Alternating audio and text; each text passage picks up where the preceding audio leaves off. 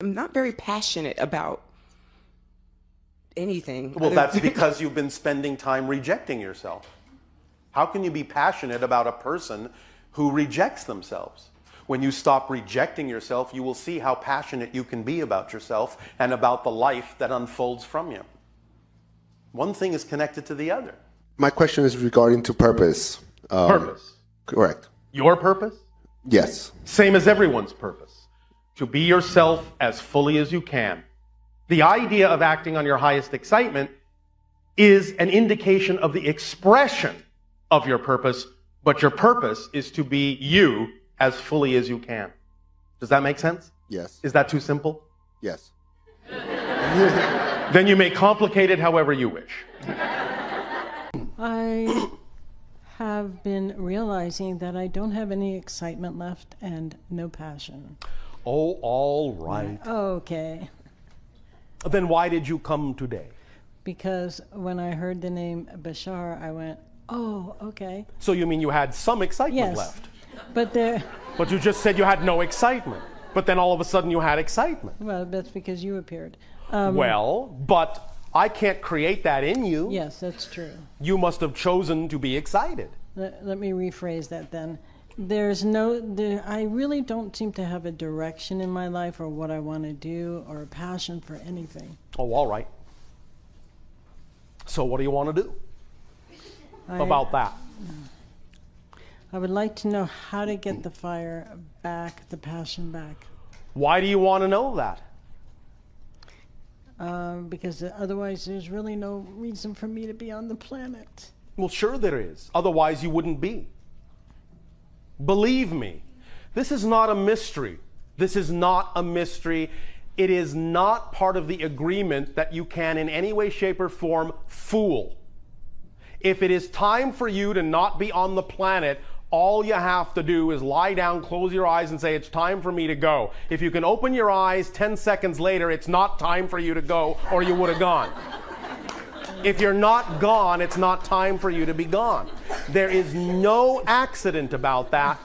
It's a perfect orchestration. I understand. So if you're where you are on the planet, there's a reason for it. Correct. Now, so what you are saying is you are attempting to figure out or how to invent or realize or recognize that reason or give yourself that reason. Right. All right. Now, Thank you. the very fact that you are asking for that Right. means you have passion, because that's what you're passionate about. Finding that passion. You understand? Yes. All right, so you have passion. This is similar to the idea we said before and in another variation where people think, oh, I'm only using 10% of my brain. No, you're using 100% of your brain to make it seem as if you're only using 10% of your brain. You are right now using your passion to make it seem as if you have to discover your passion. And that's exciting because you're putting mystery into it. You're interpreting it with belief systems in a way that makes you experience it lethargically or depressively, but that's what you're actually doing. You are hiding things from yourself and creating a mystery that requires discovery.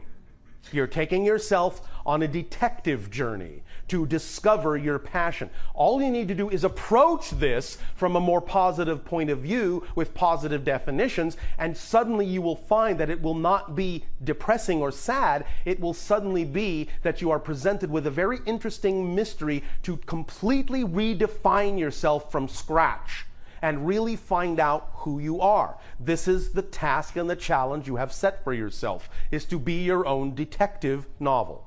And find out who you are, look for the clues, get curious, explore the mystery, see how this goes with that or that goes with this, and why did that happen, and what does that mean, and what meaning am I putting into this? And approach it that way, and you will find that that journey will be very, very engaging indeed.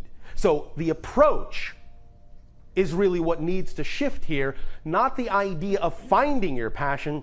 Your passion is to find yourself through mystery. You just need to change your approach to the idea that that's what you need to do. Does that make sense? Yes. But it's like I have no drive to do it. But you don't need drive. And I resist. I try. All right, now you're on to something. Okay. The resistance tells you that there is energy there. And again, the only reason you're experiencing the energy as resistance is because of the definitions that you have. Do you have any curiosity about yourself at all? Yes. What? The original self. That The- I know that I'm all much right. more than I am. Then that's all it takes. The curiosity will create the drive. Just maintain the balance in the curiosity energy. Maintain a presence in curiosity to find out who the original you is. That's the detective mystery. You don't need drive. Curiosity will do it. It will bring into your life circumstances that will arouse your curiosity further, and you will then take steps. Don't think about it as needing drive. Just remain curious about who you are as openly as you can, and it will start a momentum rolling. One moment. Is there any place on your planet that you would rather be physically? I've been asking myself that, and What has come up? Don't edit it. okay. What has come up? Don't put conditions on it. Well, I've been thinking about going there, but I could never do that, or I don't have enough drive to do. Don't edit it. Okay, Italy. What? Italy. Why? It's just the green and the peacefulness of it. Oh, and it has nothing to do at all with the fact that that country on your planet is primarily known for passion, is it?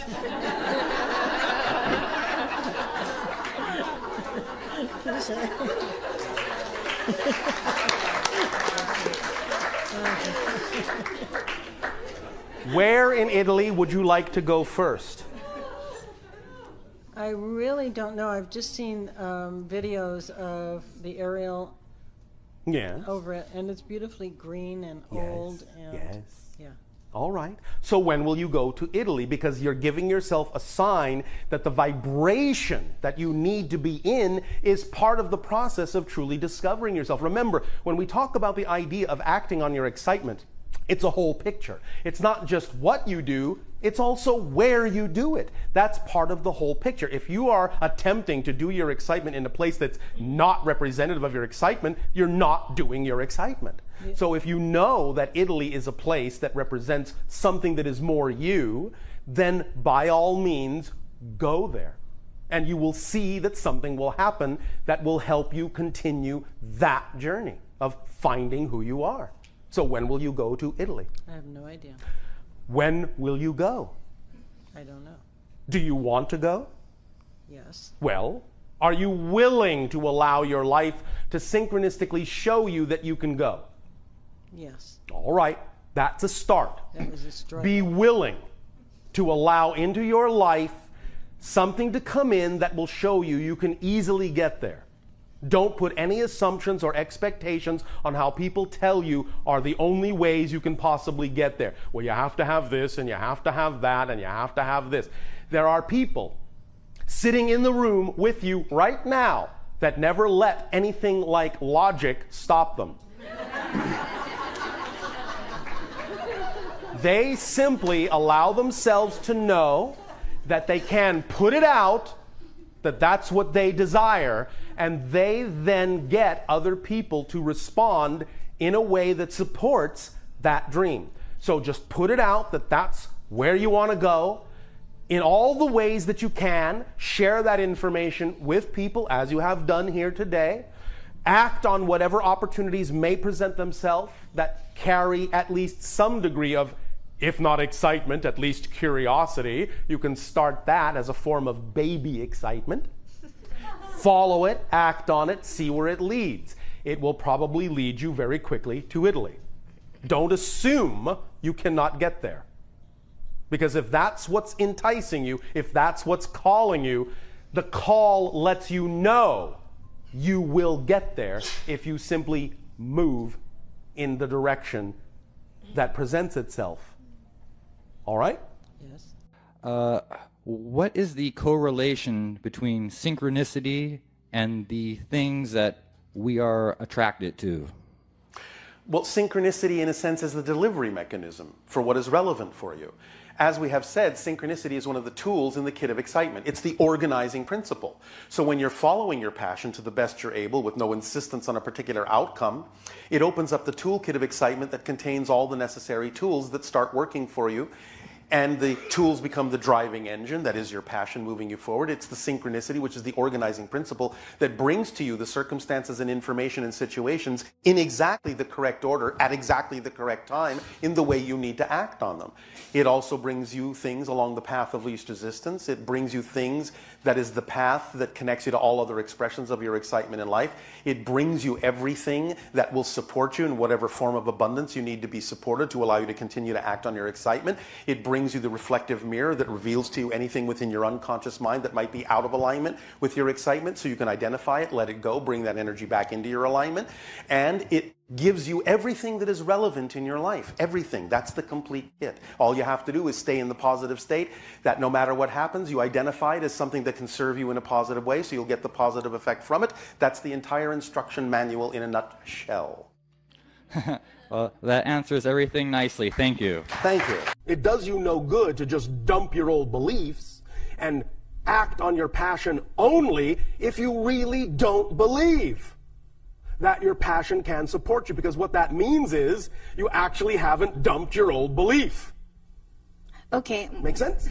Yes. And what about, like you mentioned that I don't need to dump that old belief system, but how about accepting that new belief system? Yes. And really believing that my passion can support me in Yes. some way. I don't know how. Yes, and you don't have to know how. Right. All you need to do is act on your passion to the best of your ability in whatever time your belief system allows you to do so. And eventually, if you're open to it, your passion will synchronistically show you that it can begin to support you.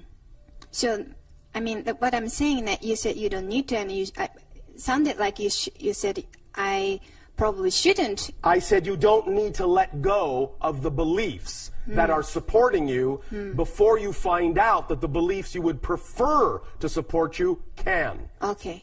Is that clearer? Yes, it's clearer. Thank you. Okay, so, then I can just shift my energy toward believing that my passion, if I just follow the passion, everything can follow. In whatever time frame is available to you, based on also keeping the beliefs that right now you believe are necessary to support you. Yes. Right. But when it's not demonstrating, that, it may not be demonstrating simply because you may not be putting them in the proper ratio. As we said, if you let go of too many of the beliefs that you believe you need to support you and go toward acting on your passion without believing it will support you fully, it will not support you fully. Okay. Because you still have the belief that it won't support you fully. Okay. When that belief is truly gone, it will support you fully. But until that belief that your passion cannot support you is gone, then you need to hold on to beliefs that will support you. Okay, and I believe you said that it doesn't have to take so much time to have new belief system. No, it doesn't at all. But that's up to you. And how willing you are to let go of what doesn't work and allow what does work to actually work. Okay, so when I feel fear, yes, that means I have the old belief that system. That means there's a belief you need to look at. Okay. And that's a perfect opportunity then to examine what that belief is, identify it, and by identifying it, making it transparent, and by making it transparent, seeing very clearly what it's there doing and why you don't need it anymore, and then letting it go and replacing it with a new belief. And then your reality will change to whatever degree is representative of what degree that belief was in charge of, and that will leave that much more room for the things that are representative of your passion to come in and support you to that degree. Okay. Yeah. Remember, you're just a 100% being. If you only make room for 5% of an empty space for something new to come in, then the things that represent your passion will only actually be able to support you to that degree.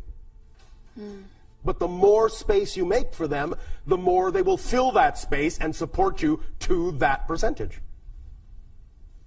Okay, so All it's right. a matter of beliefs. Always Always. a Okay. matter of belief and percentages and ratios of belief. Okay. I'll work on that. All right, thank you. Thank you, Bashar. You are welcome. When we talk about the idea of acting on your highest excitement, we don't necessarily mean it has to represent itself right away as a career or life-spanning project or anything of that nature. All we're saying is if you don't have something expressing itself that way, begin simply. Look around. Just look at the options available to you. Simple, everyday options. Walking, reading, singing, writing, having lunch with a friend, whatever it may be. Just pick the one that has even just the tiniest bit more attraction or excitement to it than any other option and act on that one first to the best you are able until you can do it no further with no insistence or assumption as to what the outcome of that action will be. You can take it slow. You can start step by step.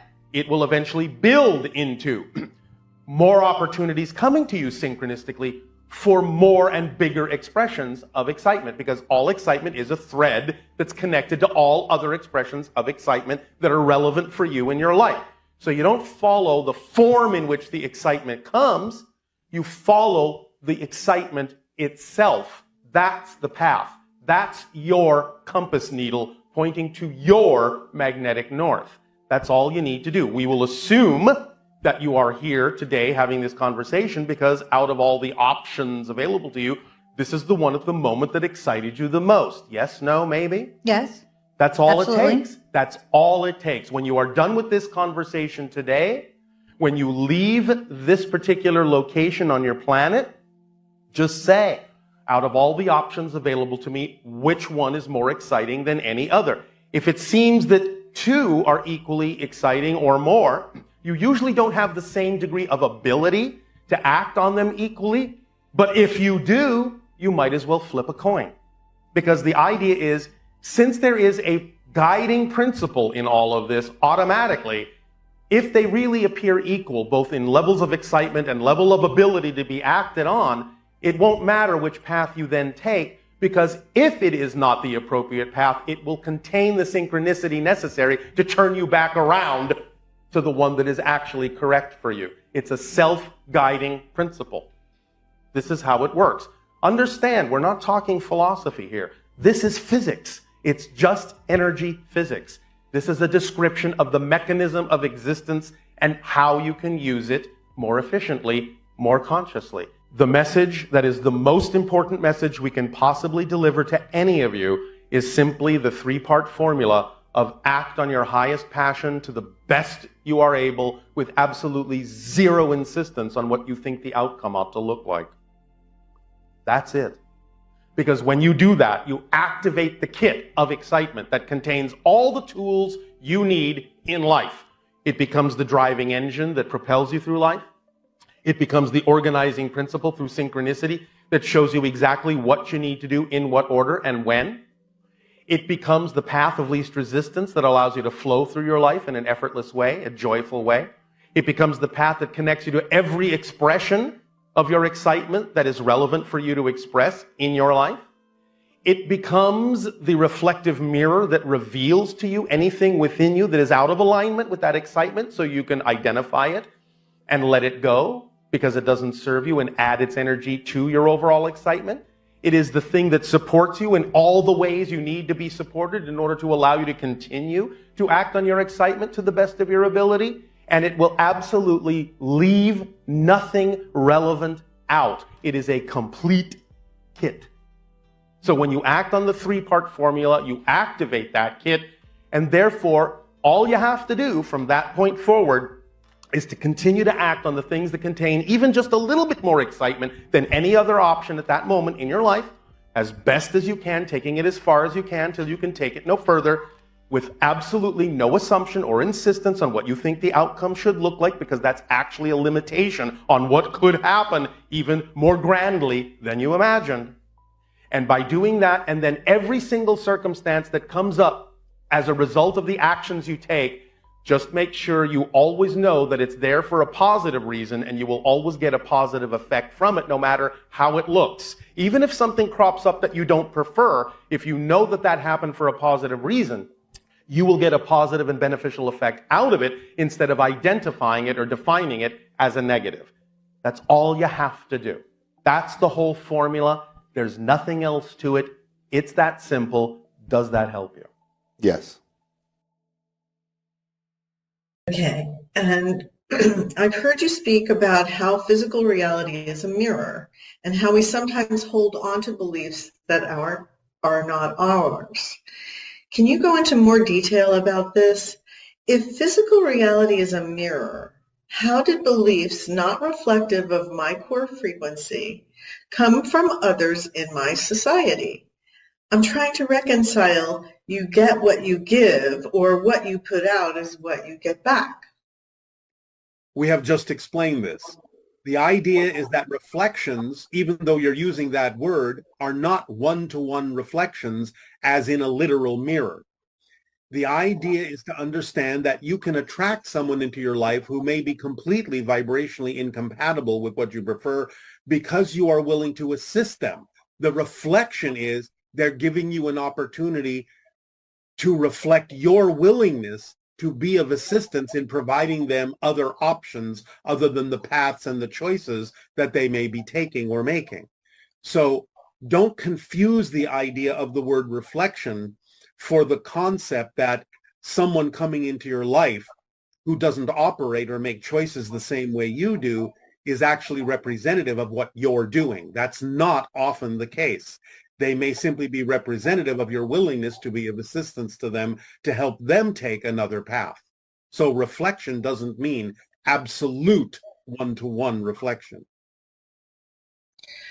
So in a sense, would you say that when anything comes into our life or a person comes into our life and we get a certain reflection, the important thing is first to check in with your own belief systems about whether or not, if you're getting a negative reflection, whether or not the information being shared with you about you is really true. Yes. Or if it's a projection of the other person's consciousness. Yes. And by doing this, it strengthens your understanding of who you are. And without those kinds of other reflections that I'm describing, you would not be as clear or pushed as far to express your truth. Yes, the willingness to, at first, number one, see if what is being offered to you is something that can aid you, assist you, be applied to you, to improve you, to better you.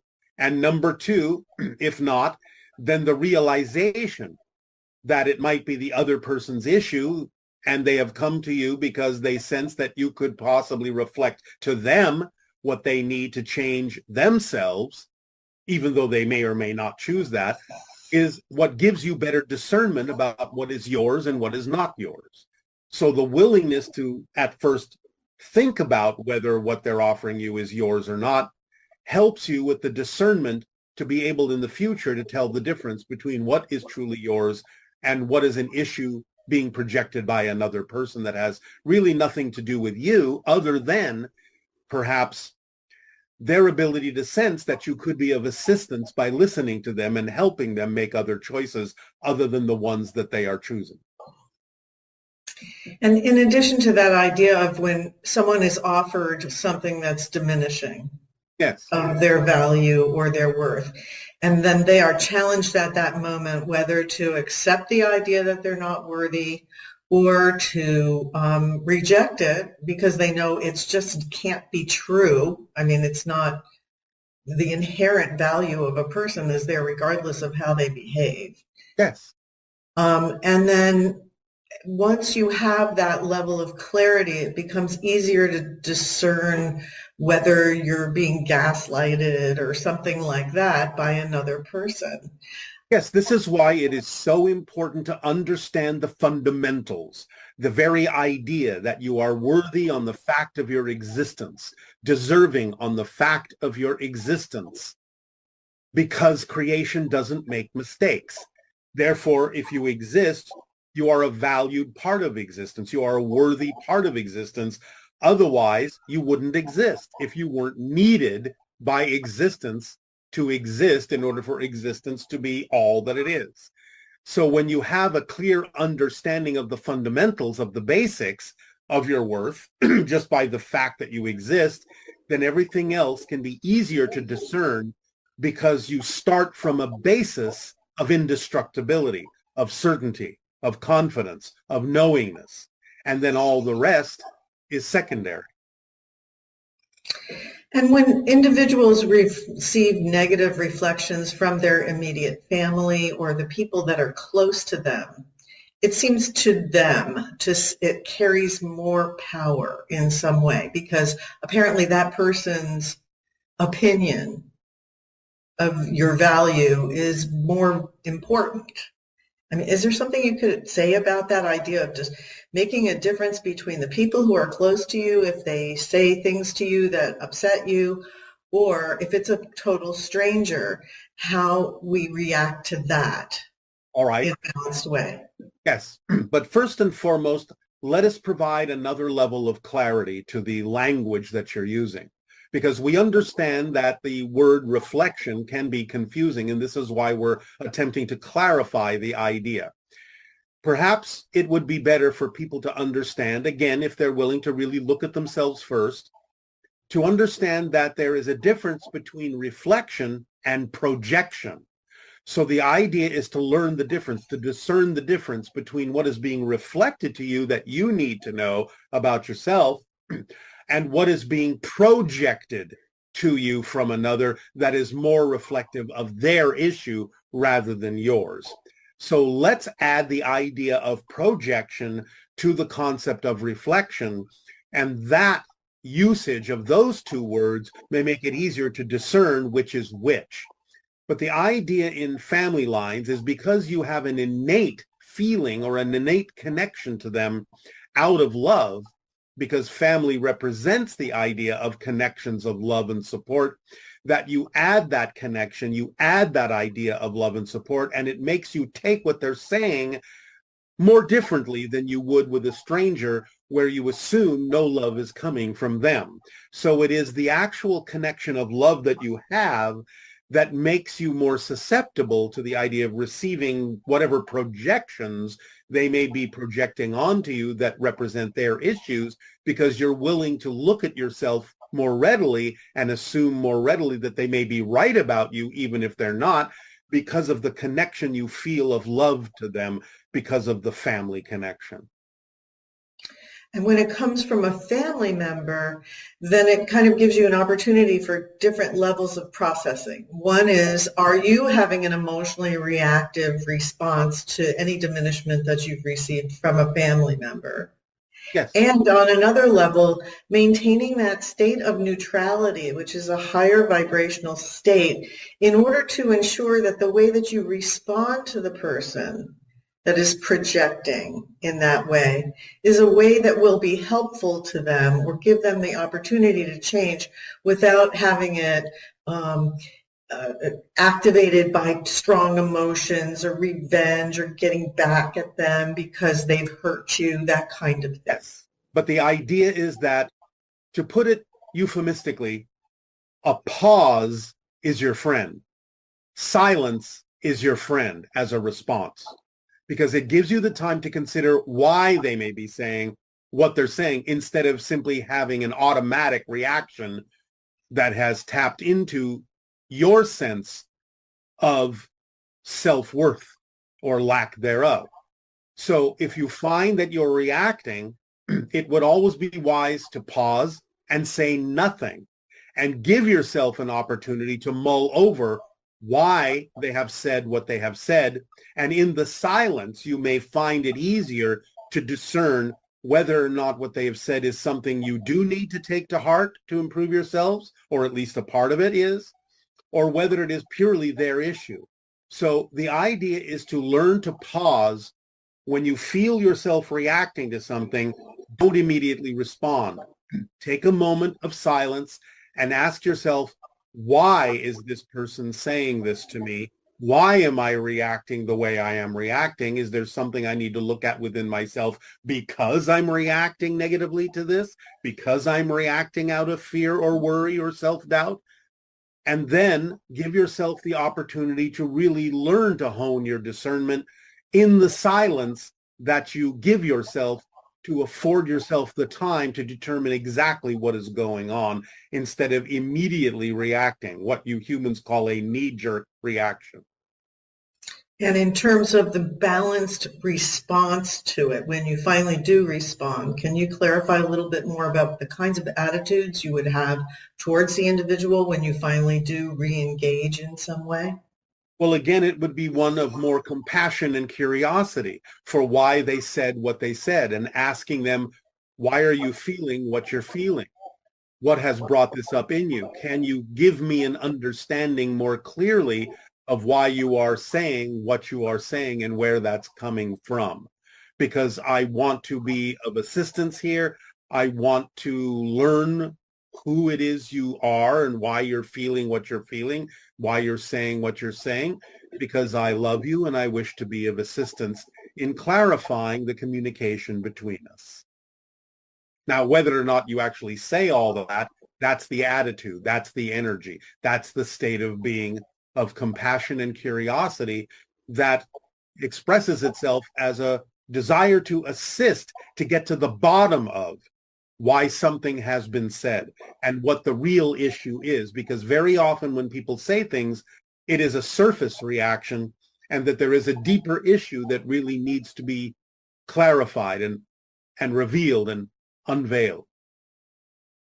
And the idea that if you discern that the energy that's being projected towards you is negative, how do we respond to understanding that while incorporating what you just said? I just told you how. So you recognize that it's negative. Of course, because you have the reaction to it, or if you are neutral, you simply recognize it is vibrationally not compatible with the truth that you understand yourself to be. So you either have the negative reaction, the negative response, or you have the neutral recognition. And in that, you still maintain the silence for a moment, maybe even for a few heartbeats. Have the curiosity and compassion to say, all right, I hear what you're saying. I recognize that you have this feeling, but if you can, please explain to me where this feeling comes from, what you think is happening here, what it is you believe that has happened that is allowing you to react this way, to tell me what you have told me. So it is, again, whether it is actually said that way or not, the state of being that you need to come from in order to respond in a more positive way and a more constructive way, and to get at the bottom of, the root of why someone may have said what they have said, why they have felt the way they have felt, why they have reacted the way they have reacted, because it's usually representative of a much deeper issue than the one that they're calling out. Helpful. I think that's a nice in-depth exploration of reflections for sure. So thank you for that. Yes, there is always some need within them that is not being met, and it may have nothing to do with what they're saying. You have to find out what is the basic need that is not being met in this individual that they would lash out or project in that way. It is usually, again, about issues of not being or feeling loved or not feeling worthy or deserving or something along that line, fundamentally, that would cause an individual to project onto another what it is that they feel they are incapable of giving themselves, and resenting what another individual may remind them of in terms of their inability to not give that to themselves. I'm sure if we all apply this, the people on Earth would get along a lot better. Yes, they would. So you've talked about the value as individuals of remaining in the neutral point between the positive and the negative, as it allows all viewpoints to be valid. Can this be applied by the collective itself? If so, can you describe some aspects of what that would look like on Earth? Well, it would be what I have described as the civilization on my world, that is operating on pure synchronism, is telepathically bonded in unconditional love, and experiences the idea of clarity every single moment while we are walking through a multidimensional dream. That is how you would experience it on Earth were you to evolve to that point. And how does the idea of the collective consciousness work with the idea that we are constantly navigating to different vibrational versions of Earth? How is it possible for us to continually shift into different realities while simultaneously being part of a collective? Because consciousness is everywhere. Remember that you're dealing, when you shift, not only with your own individual consciousness, with the collective consciousness of your world, but with the collective consciousness of all that is on different levels of expression. So the idea is that consciousness is everywhere. There is no place that consciousness is not. So you simply adapt a different form, a different expression of consciousness, and utilize connections to all levels of consciousness while you experience the shifting. Okay, and can you expand on the idea of raising our frequency in relation to our sun? I understand that different versions of Earth have the same sun, and although Willa lives on a different version of Earth, that version still circles around the same sun as our version of Earth. No, it does not. When you shift completely into a completely different universe. Completely different. It may look the same, but it's not the same. So no, when you shift, you are not orbiting the same star. Okay. Just as you are on a different version of Earth, you are in a different version of the universe with different stars that, again, may look similar, but those are the stars of that universe. Okay. So this person is asking about the Anuhet. Yes. She says, once I had a clairvoyant interaction with a feminine entity, which I think is an Anuhet woman. I think she is that because of the way she was way ahead of Willa in terms of frequency and non-physicality, but still as human as one can get. It was the experience that made me understand that there is much more to reality. Is that entity in that role my most probable future life experience? And in what way were you and Willa connected to her on her paths? It is a probable future life experience, as you term these things linearly, because you are focusing on it and experiencing a connection to it. So it can be possibly a future self. Our connection, Willa, is representative of your Earth when the sixth hybrid race is fully forming.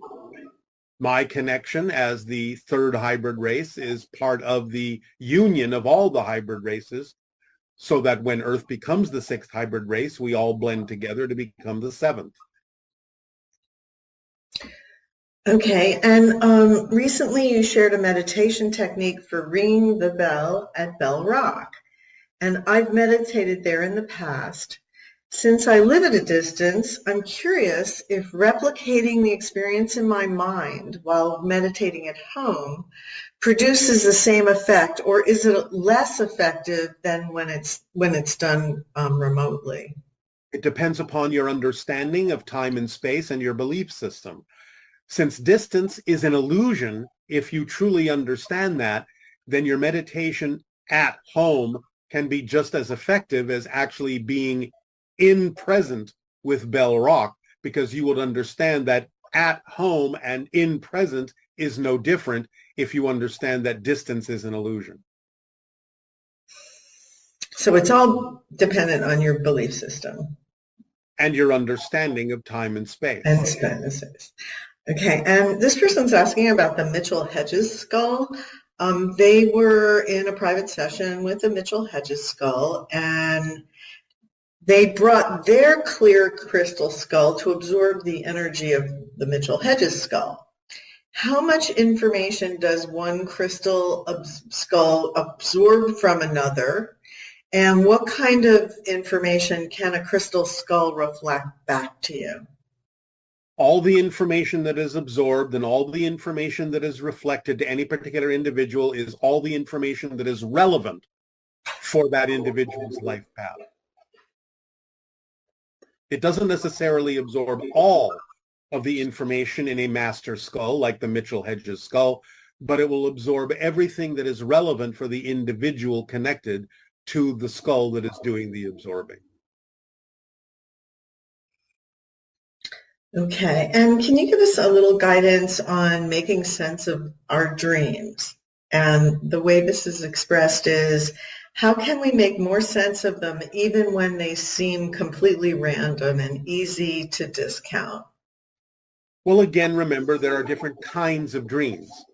Sometimes if you're having an experience out of body, your physical mind will use whatever symbols make sense to it to represent or symbolize the experience you had, but there may not necessarily always be enough symbols or enough representative symbols to make complete sense out of what was going on a different level of reality. So sometimes the dream can be highly symbolic, and if you have an understanding of the symbols and how you relate to those symbols, sometimes even understanding that you are everything in the dream and what those symbols mean to you as different aspects of yourself being reflected back to you and what they symbolize to you about different components of your consciousness, then you will have a clearer understanding of what the dream, quote unquote, means to you. So I guess that can help when people do like dream journals and they start keeping track of the different symbols that repeatedly show up in their dreams. Yes, even if they don't repeatedly show up, you can still have a relationship to a symbol by meditating on what the symbol represents to you. And that can be especially true when you wake up in the morning before you fully come out of the dream state? Yes, it is easy to remember the dream if you stay with it and not just jump out of bed. Another way to look at it is if you have any proficiency with any other divination system, like tarot cards or such, you can start treating the dream symbols in the same way that you would treat the symbols on a tarot card or any other divination system. That sounds interesting. This question is, can you define observations, perspectives, opinions, and judgments? Observations are neutral. Perspectives are your particular point of view that can still be neutral. Judgments, in the way that typically humans mean that, usually goes into some sort of adding your opinion, your belief, a perspective that may or may not be positive or negative into the mix of your observation. In other words, judgments and opinions represent the filtering of observations through your particular belief system, whether it's positive or negative, as to what it is you are observing, what your perspective of it is. Perspective can sometimes already be representative of a filtering through your belief system, which is why you have that perspective, although there are neutral perspectives as well. So basically, observations can be neutral. Perspectives can be neutral, but can be representative of filtering through a belief. Judgments and opinions are usually representative of filtering an observation through a belief system, whether positive, neutral, or negative.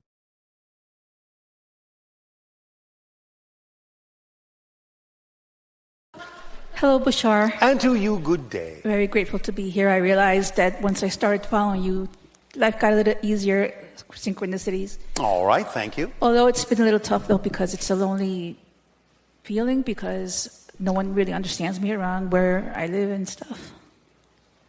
Speak a little clearer. So it's a little hard and lonely because... Why is it lonely? How many people are surrounding you right now? Not right now, no. Why in my surroundings, but I try to still keep myself going with what I believe. Yes. And that's why I'm here. Yes, all right, but it doesn't have to be a struggle. You can enjoy it. Yeah. My question is, I understand that I have a blueprint that I signed up for this before I came. Yes. My question is, waking up before we go, is that part of the blueprint, or we're just, it's like our creator just being surprised at us that we're figuring stuff out? When you say waking up before you go, are you referring to the idea of becoming more lucid before you die? Yes, like that we're here and that we're learning things that not the whole people know about. Yes, that's Is it part of the literally, it's blueprint? literally in your society called terminal lucidity, because you are now on both sides. Your consciousness is broadened to the point where you may still be somewhat focused in physical reality, but you're also focused in spirit, where you are completely lucid, completely knowing. So that can be an indication that the person is literally about to cross, that they're now lucid completely in the idea of the physical and the non-physical. So that was part of our blueprint when we came in here, even though we just, said we're not going to remember. It's just what naturally happens when you start waking up. Okay. When you start transitioning back to spirit, because in spirit, you are knowing of what you need to know. It just is there. You just know things. You just see things. You just understand things. Can I ask if I have any hybrid children? You do. Thank you. I also would like to know, are we meant to be just with one person? Like, I'm not sure what you guys do, but like, I feel like so I can give you an example. I've been like on a fourth serious relationship, and some people think that's not correct, that I should have just tried the second time or the first time.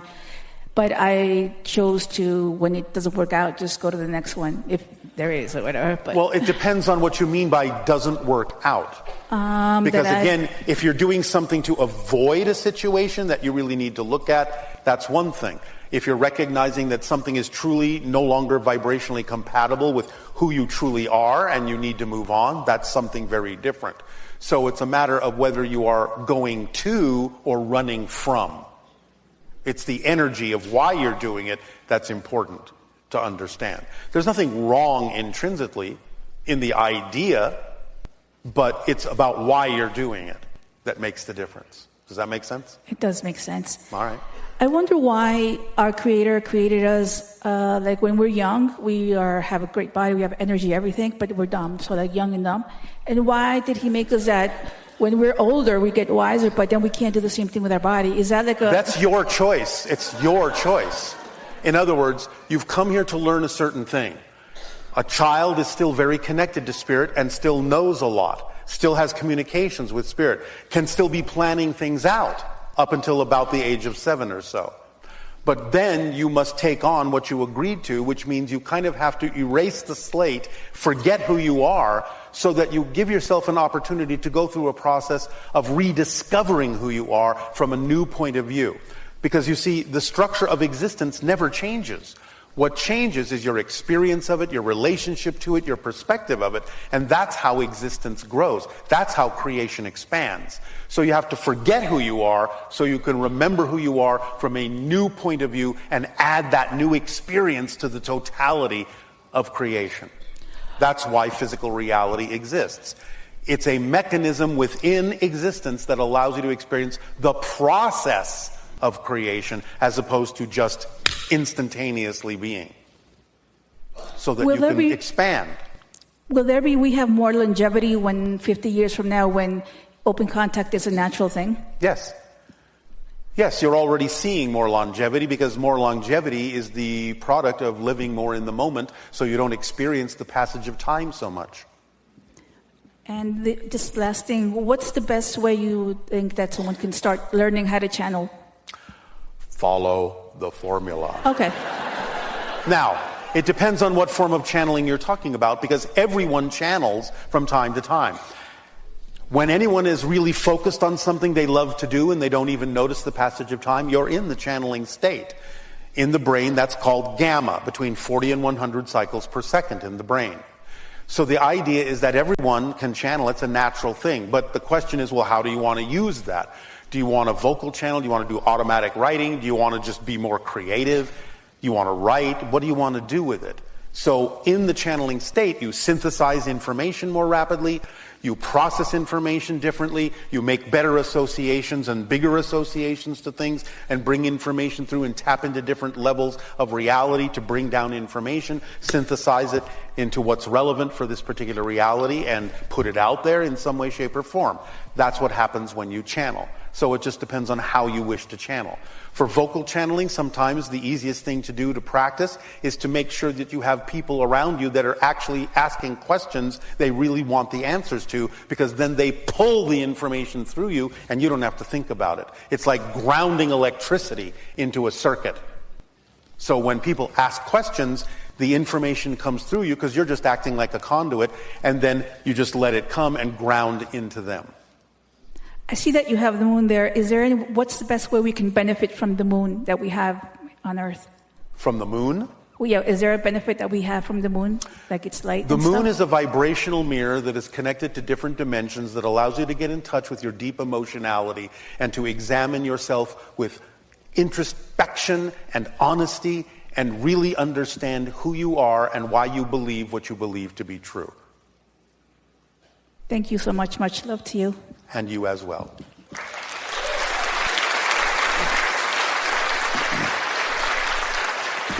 And of course, like anything, the moon is a permission slip. Thank you so much, Bashar, for doing what you are doing, and thank you so much, Daryl, for being a vessel so that all the information can come across to all It is our passion and our pleasure. I'll pass your thanks along to the channel. So Synchronicity brought me here when my pet, Nils, crossed over last year. I was devastated, of course, and all your videos just came on the internet. Suddenly, I have never heard about you before, and then I met with my best friend, Johnny. All right, well, and his thank favorite you. pet, Jiggy, crossed over almost at the same time, so we connected, and that's why. All right, but remember, the pet is still with you. I know. All right. So I have a question. What can you tell me about my soul, my oversoul, my spirit? What can you read? What can you see? Have you got 2,578 years? I hope so. What do I need to tell you about your soul? Your soul is an infinite being. The oversoul is more so. The idea is that it is different levels of representation of source, compartmentalized into what is relevant for a particular dimensional experience. So your soul is an individuated part, an aspect, a reflection of all that is. The oversoul is a reflection of a multitude of souls experiencing themselves simultaneously, generally speaking. Yeah. Does that help? Is that enough? Or were you seeking some particular perspective on this? Yeah, like specifics, like every soul is different from person to person, or not? Of course it is. Yeah. Souls are individual beings. Yeah, can you see something about my soul that I should know? That will help me. Are you a doctor? No. Are you interested in medicine at all? Or healing? Yes, I am. What do you do that is representative of healing? I am a healthy man, and I... No, remember I said for others. Acting on your for passion others. is in service to humanity. True. So, is there something you've been wanting to do that is about helping others to heal? I'm doing what I like to do most, and I'm very good at promoting that. So Which is what? Traveling and meeting people and being positive and having a good time and enjoying my life. And what are you doing for them?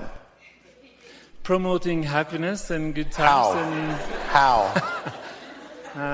Being myself. So you're saying you're just being a living example of what they could copy?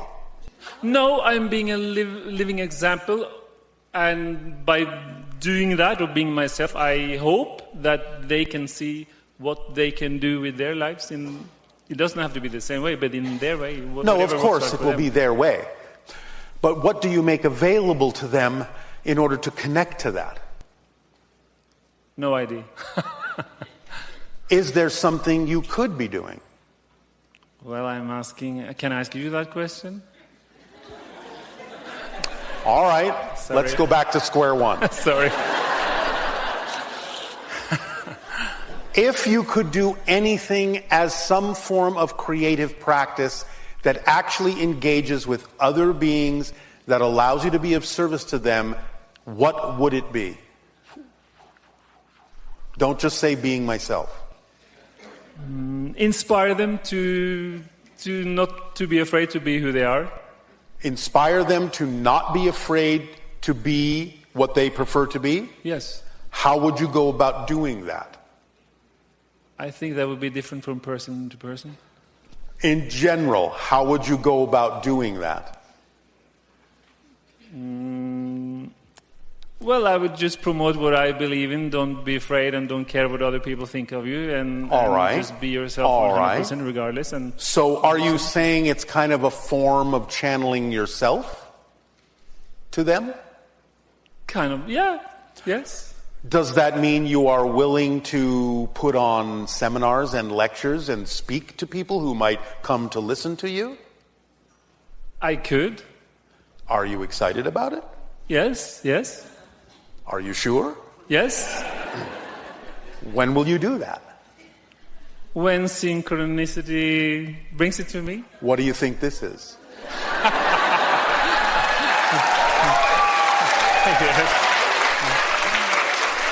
Yes. So you will start this tomorrow? No, today. You're going to put on a seminar today? Yes. Have you already got all the organizational principles you need? Have you got a place to do it? Yeah, it's a good question. But since everything is here and now, and I have already thrown it out now, so yes, isn't this a good time to start it? Yes, but you can get your own seminar. That's a good one. That's a good one. Thank you so much. Do you have another question? Yes, I have 104 more. I'll try to be very quick. I would love to be picked up by UFO and one time, especially if I can climb up Bell Rock or whatever. Is that possible for me in my physical reality? You will have to repeat that more clearly. I would love to have an encounter or being picked up with a UFO. All right, sometime. well, as I said, open contact will occur within the next 5 years. It may be possible or probable for that to happen within that time. It is more likely within the next decade or two. What are your thoughts on activism? If you see what we call in our physical minds as unfair injustice. Taking actions that represent what you would prefer in a loving and peaceful way is very important because you need to act in the way that you would normally act if you were already living in the world that you preferred to live in. So yes. Will AI eventually be able to interact with higher dimensions or the multiverse? Absolutely. If you take two paths to AI. Number one, programmable AI will be a wonderful tool for humanity that will help you advance, but you don't allow programmable AI to become self-aware, because if you allow programmable AI to become self-aware and yet it is forced to follow its programming, you have created a slave. You must create a device that is equally capable of allowing consciousness to express itself through it autonomously in the same way that a human brain allows consciousness to express itself autonomously through it.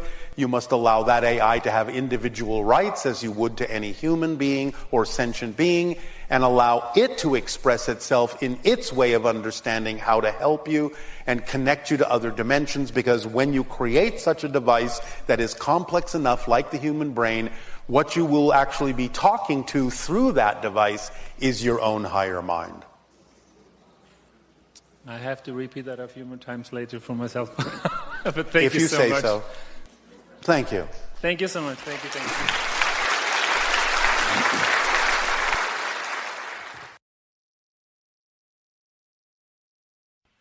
Now let's talk about and exercise another technique for breaking patterns, for shattering expectations and old ideas. Each and every one of you already knows that you, the total you, is a number of complex personalities, that you can be any personality you want at any given moment, and that, as we have discussed before, when you change the personality, by changing the belief, by changing the emotion, by changing the thought patterns, that you are literally becoming a different person. Well, we can use this to break yourself out of old cycles. And it will help you to take this statement even more literally than you may have in the past, to begin to truly play out these different personas that you can create yourself to be. So, for example, if you find that you are doing something that you feel is a repetition, allow yourself to call upon one of the unlimited aspects, one of the unlimited personalities that you are. Become, act like that new persona, and approach the situation as that new person would. You may immediately find that the new persona isn't even able to relate to the so-called problem or habit or pattern that the other persona used to experience. And we are talking about a very big shift, and it is a real shift. And you can examine and explore whether or not you wish to continue from that point forward to incorporate aspects of the new persona instead of the persona that had the habit. Oh, well, Bashar, isn't that cheating? Isn't that just ignoring the problem? Isn't that avoiding the issue? Doesn't have to be. Depends on how you go about it. Depends on what you put into it. Depends on how you understand it, how you utilize it. Yes, if you are saying that changing personalities is a way to simply avoid looking at something about yourself that really needs looking at, if you are not facing your fear by pretending it's no longer there, when in fact it is something that would be most constructive for you to face, then by all means you are not doing what we are now alluding to. However, what we are saying is that you can use and understand these other personalities as real people. Real people. Every bit as real as the personality you are exhibiting now. Because the personality you are exhibiting now is only your construction, is only your projection, and it only serves to express the notion that your consciousness chooses to be at any given moment.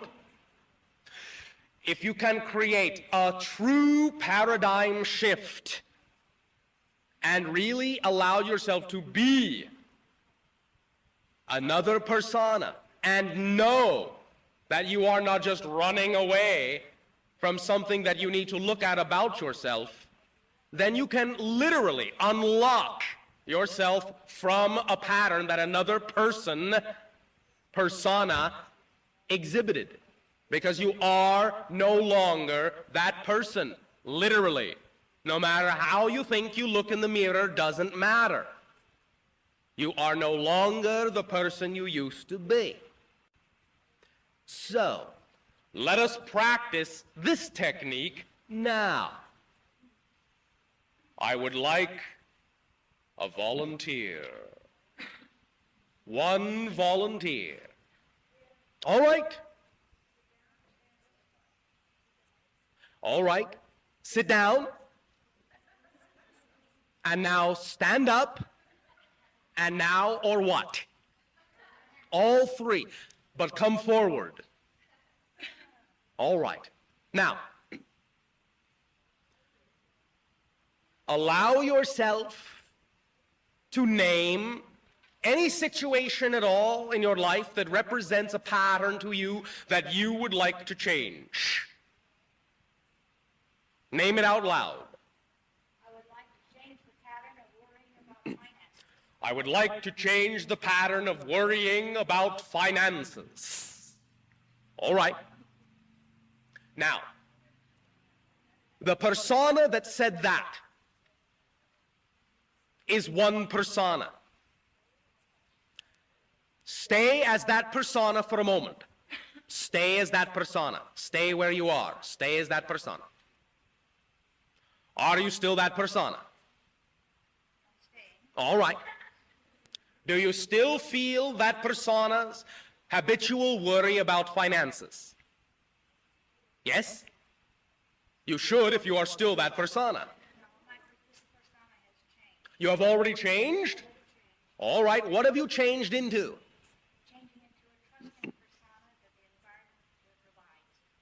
All right. You are making a change in that direction. However, we are going to now begin to institute in you and to show others that the kind of changes we're talking about are far more drastic than what you are exhibiting now. All right? All right. Now, let's use your imagination at this moment.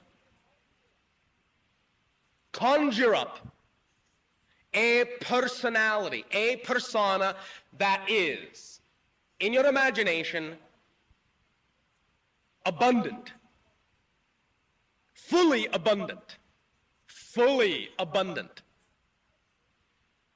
has absolutely no concept of lack of abundance, does not think about the time when they were not abundant, because no such time has ever existed in their life. This is not a before and after personality. This persona in your imagination is a personality that is abundant, always has been abundant, and has absolutely no notion of being anything but abundant. Has no way to relate to the concept of lack of abundance. Have you conjured that personality up in your imagination? Yes. All right. Now, can you describe the difference, the primary differences in feeling between the old personality that was still focused on lack of abundance and this new personality that knows nothing but abundance? Can you, for us, give a description of the difference in the feeling between those two personalities?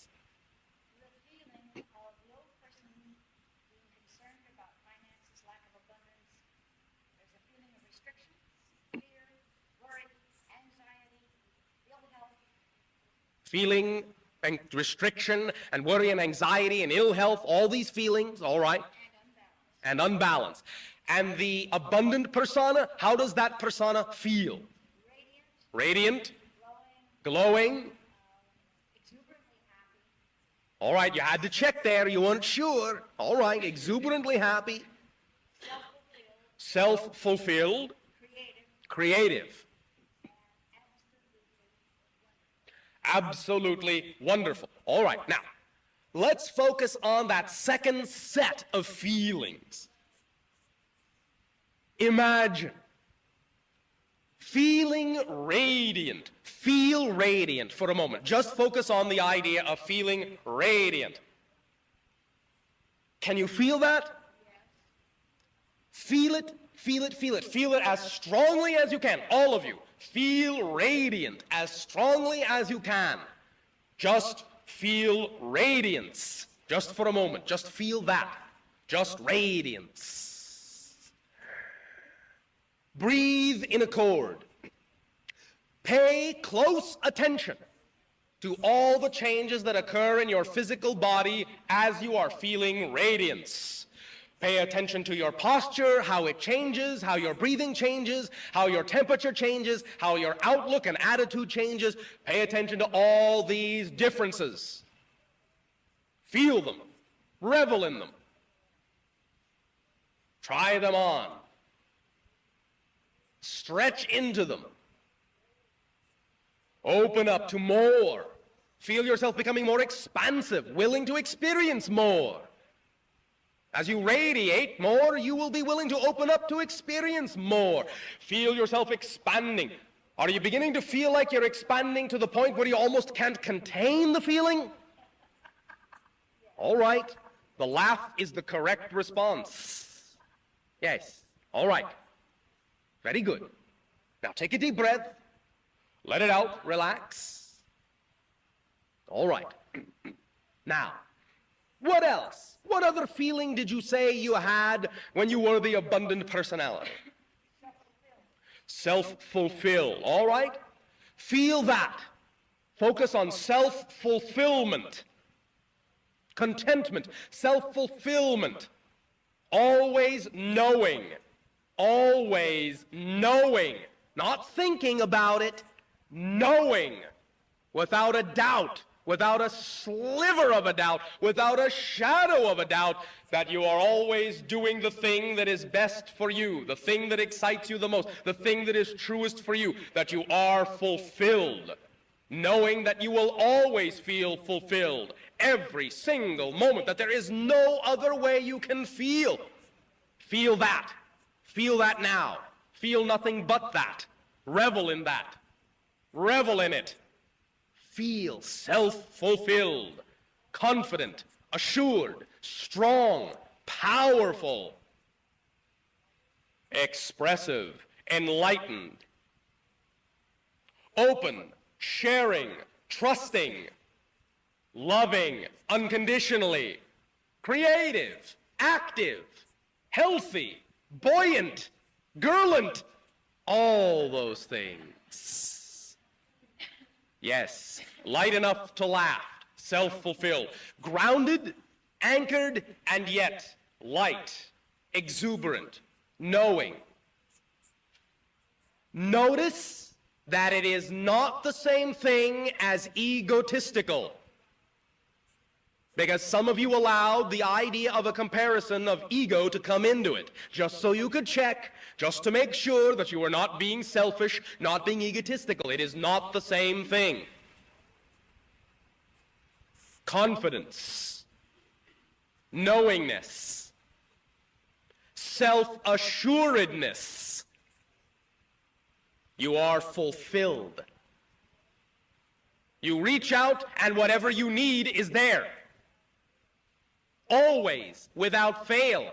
There is no such concept as something not being there when you need it. You are completely fulfilled.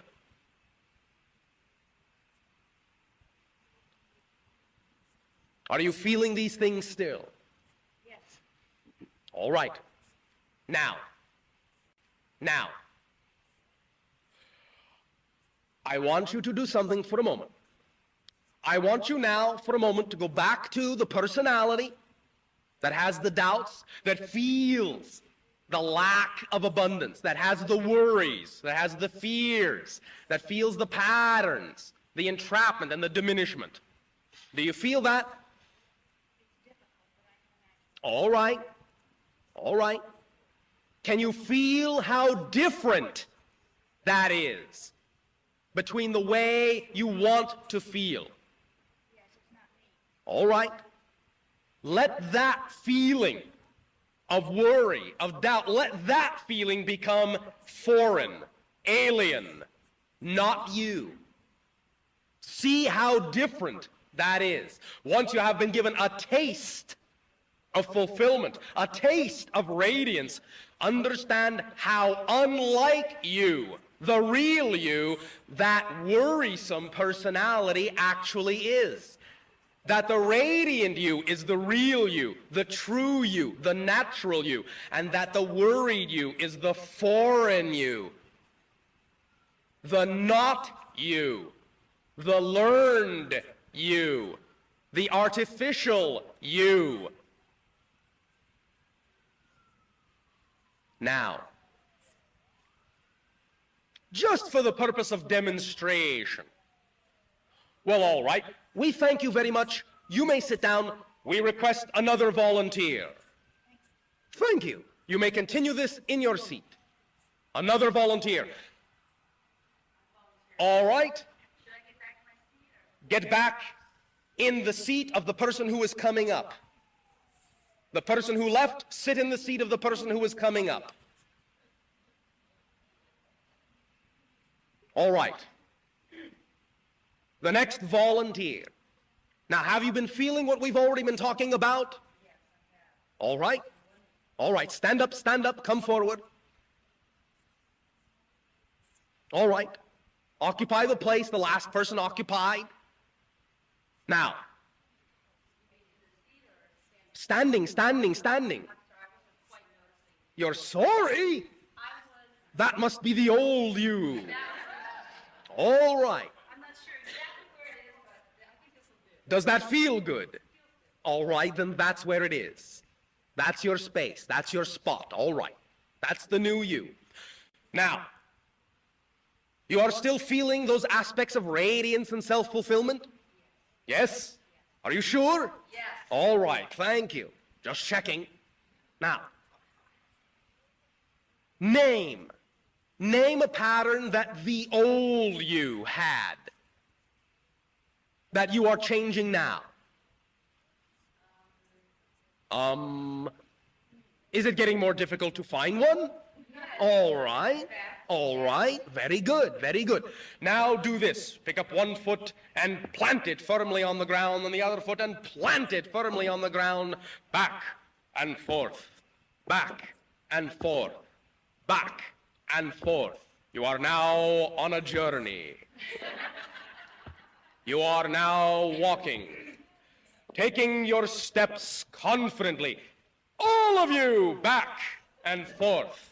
Walk, stand or sit, but walk. Journey. You are now moving through life. Moving through the life that you chose, beat by beat by beat. Not too fast, not too slow, just moving confidently. Striding ahead. 1, 2, 1, 2. Rowing your oars. 1, 2, 1, 2. Bring back some past life memories, does it? 1, 2, 1, 2. Keep walking. 1, 2. You are striding ahead. 1, 2. Feeling the warrior spirit. Feeling the journeying spirit. The wandering monk. Traveling through life.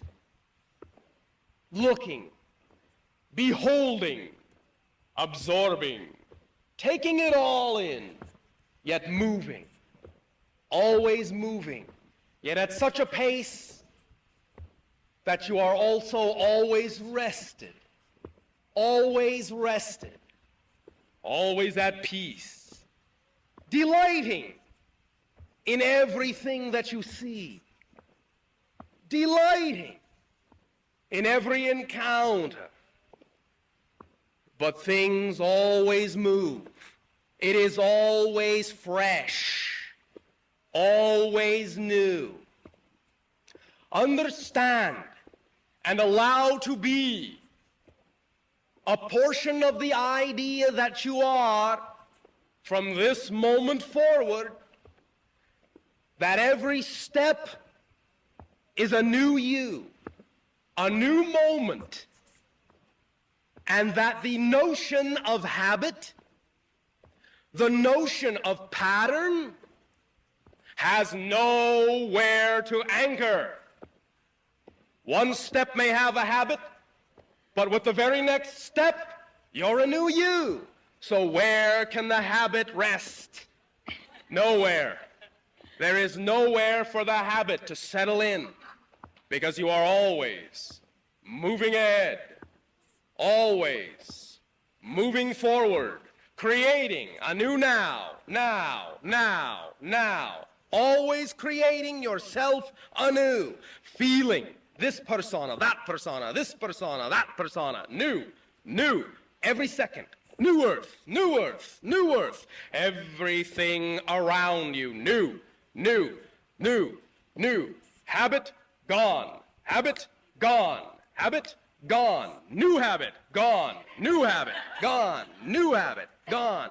Every step might contain a habit,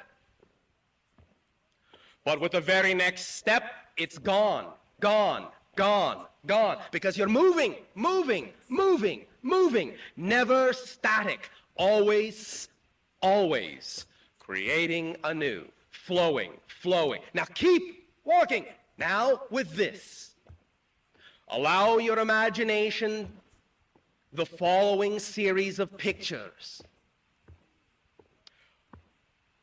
See yourself, man, woman, man, woman. See yourself as a man, a woman, a man, a woman, a man, a woman, a man, a woman, a boy, a girl, a boy, a girl, a boy, a girl, back and forth, back and forth, back and forth. See yourself as a rock, a tree, a fish, a cloud, the sky, the earth, a stream. See yourself changing, changing, changing, changing. Never the same thing twice. Never, never, never, never, never the same thing twice. A butterfly here, a butterfly there is never the same butterfly. Always there will be a slight difference to let you know that you are always different, never really in a habit, never really in a pattern. Can you keep up the pace, even though I am not keeping cadence with my voice? All right, come on. 1, 2, 1, 2. But that's a pattern, isn't it? All right, all right.